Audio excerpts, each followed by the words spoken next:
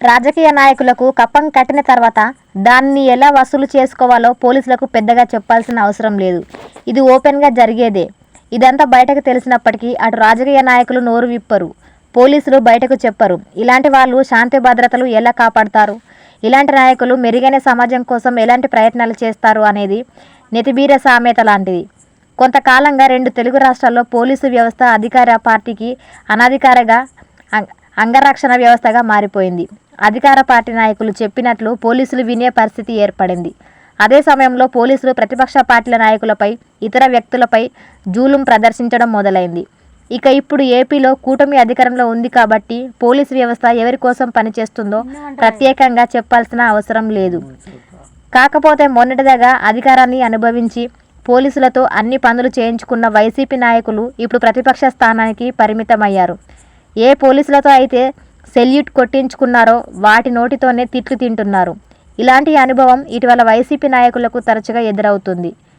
ఇటీవల సిదిరి అప్పలరాజు అనే మాజీ మంత్రికి ఓ పోలీసు ఉన్నతాధికారికి వాగ్వాదం జరిగింది. ఓ విషయంలో అప్పలరాజు, పోలీసు ఉన్నతాధికారి పరస్పరం తిట్టుకున్నారు. దానికి సంబంధించిన వీడియో సోషల్ మీడియాలో అప్పట్లో ప్రముఖంగా కనిపించింది. ఇక ఆ తర్వాత విడుదల రజనీ, సిఐ మధ్య జరిగిన వాగ్వాదం సోషల్ మీడియాను షేక్ చేసింది. ఓ కేసులో నిందితుడిగా ఉన్న వ్యక్తిని అదుపులోకి తీసుకోవడానికి పోలీసులు ప్రయత్నిస్తుంటే రజనీ అడ్డుకున్నారు. చివరికి సిఐ జోక్యం చేసుకోవడంతో ఆమె అడ్డు తగిలారు. దాంతో ఇద్దరి మధ్య గొడవ జరిగింది. అది కాస్త రచ్చరచ్చ అయిపోయింది. ఇప్పటికీ పోలీసులు అదుపులోనే విడుదల రజనీ అనుచరుడు ఉన్నారు. ఇక బుధవారం ఏపీలో కూటమి ప్రభుత్వానికి వ్యతిరేకంగా వెన్నుపోటు దినాన్ని వైసీపీ నిర్వహించింది. ఇందులో భాగంగా నిరసన కార్యక్రమాలు చేపట్టింది. ఉమ్మడి గుంటూరు జిల్లాలో నిరసన కార్యక్రమాలు చేపడుతుండగా అంబటి రాంబాబును పోలీసులు అడ్డుకున్నారు.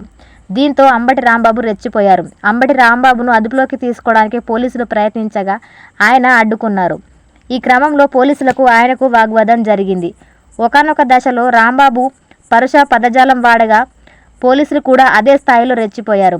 మీదికి వస్తున్నావేంటి అని అంబటి రాంబాబు ప్రశ్నించగా, పళ్ళు కొరుకుతున్నావేంటి అని పోలీసులు అధికారి ఆయనను తిరిగి ప్రశ్నించారు. మొత్తంగా ఈ వ్యవహారం హాట్గా సాగింది.